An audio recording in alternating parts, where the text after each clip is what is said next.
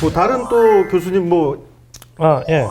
저는 좀 문제가 있다는 발언 중에 하나가 네. 더불어민주당 진성준 의원 1가구 1주택 법안을 내려고 하는 거잖아요. 저도 한번 들어본 거 헤드라인만 봤는데 기사에 어떻게 법이 어떻게 돼 있는데요? 못 사게 돼 있어요? 아니요, 그건 아니에요. 그거를 추구한다고 되어 있나? 하여튼 뭐 그래요. 법문이 나와 있을 텐데 법안이 웃기지도 않아서 읽지도 않았어요, 사실은.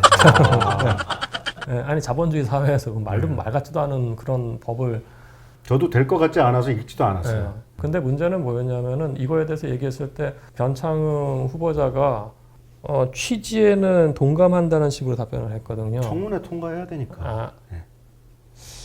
그래서 저는 그동안에 청문회 낙마된 때가 언제냐면은 여당하고 안 맞을 때 그때는 좀 잘 채택을 안 하더라고요. 청문 보고서를. 정치적인 이슈. 네, 청문회는 통과해야죠. 네. 근데 사실은 만약에 이게 진짜 법안화가 되고 말도 안 되는 일이 발생한다고 하면은 그 자본주의 경제학을 공부했던 분으로서 이런 데에 동의하거나 거기에 논조에 휩쓸리지 않았으면 좋겠어요. 명확하게 얘기했으면 좋겠어요. 취지에 공감한다는 의미가 뭘까요? 그게 청문회 통과하는 거라니까요. 그러니까 나쁜 취지는 아닐 거 아니에요. 그러니까 1가구 1주택을 지향한다라는 거를 그 취지에 공감한다라는 식으로 얘기했다는 거잖아요. 뭐 그렇겠죠. 그렇겠는데 저는 그 자본주의 경제학자로서 그렇게 얘기하는 것도 전 부적절하다고 보고요. 다만 이제 자기 본인이 생각을 했을 때 많은 사람들이 이제 1가구 1주택을 뭐 주거권 차원에서 가지면 좋겠다라고 얘기를 할 수 있습니다만 이게 법안화되고 이거에 대해서 생각은 그렇게 해도 발언은 굉장히 조심해야 될 것 같아요. 사실은 우리가 국토부나 이런 기관 굉장히 크잖아요. 그 안에서 오해해가지고 진짜 이거 한번 해볼까? 이렇게 나갈 수도 있는 건데 그거는 저는 말이 안 된다고 생각을 해요. 그러니까 우리가 주거복지를 높이는 건 맞아요. 근데 그건 그거고 자본주의 사회에서 지금 1가구 1주택만 갖게 한다? 이게 어떻게 변질될지 모르는 거예요, 사실은요. 예. 세 번째는 부동산 감독기구와 관련해서 부동산 시장에서 이상 거래가 나타나 다른 집의 가격까지 올리게 하는 부작용이 생기지 않도록 해야 한다. 이를 위해서 부동산 정보를 명확하게 파악하고 빅데이터를 체계적으로 분석하는 기구가 필요하다. 그 새로운 기구의 필요성을 말씀하신 건데 이게 과연 필요하냐에 대한 문제예요, 사실은. 과거의 한국감정원, 지금의 부동산원인데 거기서 하는 게 이거거든요. 한국감정원에도 영국 조직이 있고 거기서 논문까지 만들고 하는데 그러면 거기 안에서 하면 되는 거예요. 그러니까 데이터 자체는 국토부에서 실거래 데이터를 거래 전수를 갖고 있어요. 매매에 대해서. 그리고 전월세도 이제 임대차 3법이 통과됐기 때문에 그것도 다 갖고 있을 거라고요. 신고해야 되니까. 그렇죠.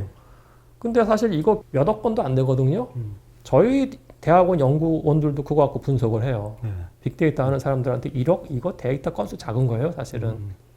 제가 생각했을 때 저의 의견은 뭐냐면은 데이터는 충분히 누구나 다 할 수 있다. 다만 이거를 분석하는 사람들이 부동산 시장에 대해서 명확하게 알아야 된다는 건데 그러면은 이런 전문가 풀에 대한 교육들 또는 이걸 양성하는 부분들 근데 이 사람들이 제가 봤을 때 부동산 금융까지 잘 알았으면 좋겠어요, 사실은. 근데 우리가 이제 그런 교육이 약간 약하거든요. 그래야지 부동산 시장을 제대로 분석을 할 수 있다고 생각을 해요. 그래서 저는 연구원 기구의 문제가 아니고 양질의 고급 분석 능력자들의 양성이 중요한 거고 그 사람들이 이제 자기가 분석한 결과를 언론이나 딴 데 낼 때 정치적 입김이 들어가서 안 된다는 거죠. 어떤 기사에서 오늘 보니까 추측성 기사긴 하지만 이번에 그 정책을 담당하는 사람들도 바뀔 거다. 청와대. 그런 반드시요. 반드시. 그런 기사가 있더라고요. 그러니까 이게 저도 추측인데. 그럼 달라질 수 있을까요?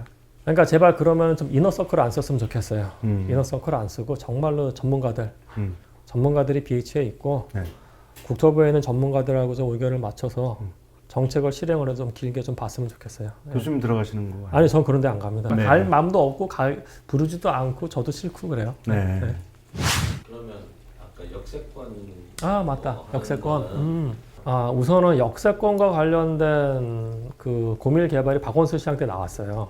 최초로 나왔었거든요. 잠깐 내용은 소개해야 되지 않나요? 맞다요. 지금 뭐 역세권 근처에 350m인가 500m 전철역에서 지하철역에서 거기는 다 용적률을 완화시켜 주겠다.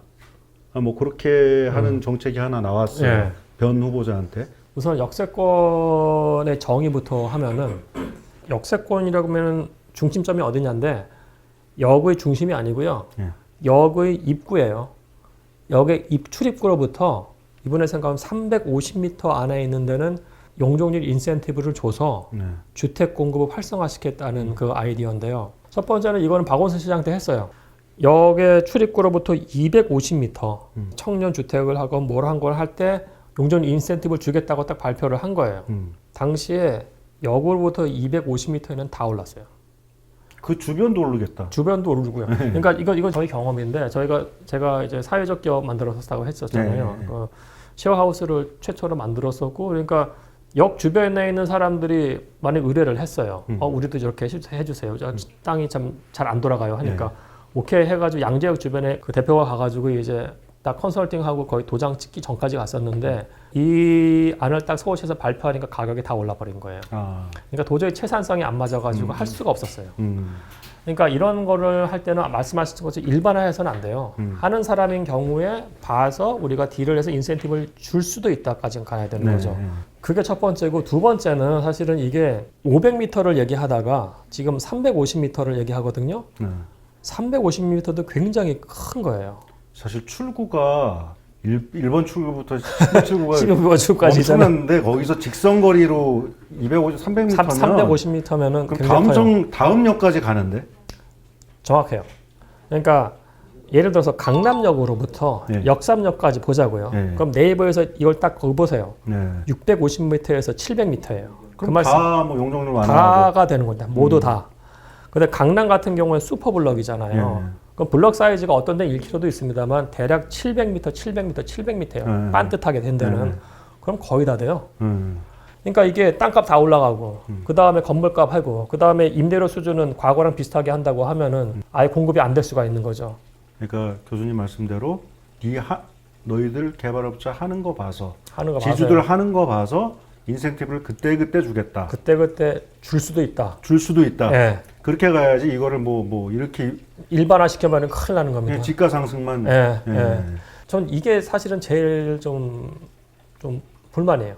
이런 말씀을 하셨다는 것 자체가. 저는 의아한 거는 이것뿐만 아니라 본인들이 얻고자 하는 정책 목적하고 수단이 어떻게 이렇게 다른 반대로 가는 정책을 쓰는 경우가 많았거든요. 왜 그러는지 좀 이해가.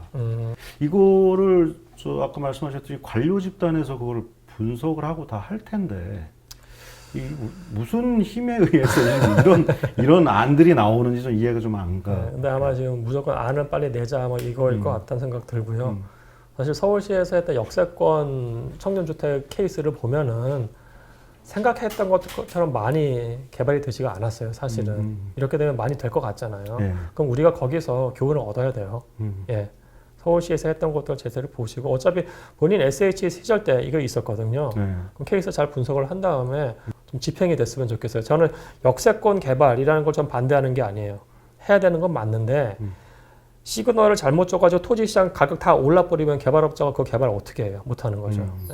2021년 새해 하여간 뭐 잘 되길 바라면서 그럼 잘 돼야죠. 정말 다시 한번 당부드리건데 정책은 실험이 없습니다. 돌이킬 수 없는 지경까지 가면 정말 돌아오지 못하는 거잖아요. 그렇죠. 그래서 신중을 거듭해서 많은 사람의 의견을 경청하시고 좋은 정책을 펼주시길 바라겠습니다. 그리고 가까우시니까 엔딩으로 장관님께 엔딩 싫어하던데요, 사람들이. 어떤 엔딩?